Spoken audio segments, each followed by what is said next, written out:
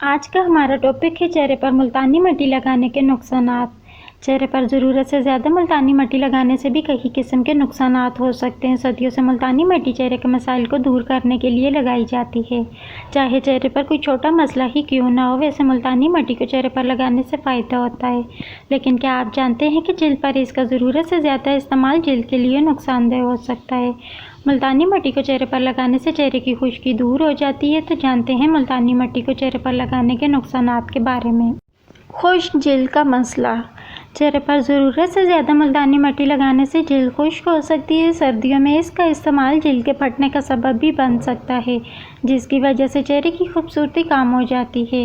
جن کی جلد خشک ہے وہ اپنے چہرے پر ملتانی مٹی لگانے سے گریز کریں۔ اسے کئی بار لگانے سے جلن بھی ہو سکتی ہے۔ جلد کے کھچاؤ کا مسئلہ۔ چہرے پر ملتانی مٹی کا زیادہ استعمال جلد کے کھچاؤ کا مسئلہ پیدا کر سکتا ہے۔ اس میں پائے جانے والے عناصر جلد کو خشک کر کے اس میں کھچاؤ پیدا کرتے ہیں۔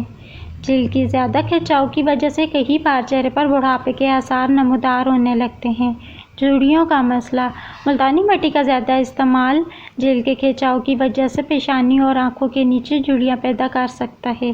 اگر آپ ملتانی مٹی لگاتے ہیں تو اسے محدود طریقے سے استعمال کریں۔ حساس جلد کو نقصان۔ حساس جلد پر ملتانی مٹی کا استعمال جلد پر دانے کا سبب بھی بن سکتا ہے۔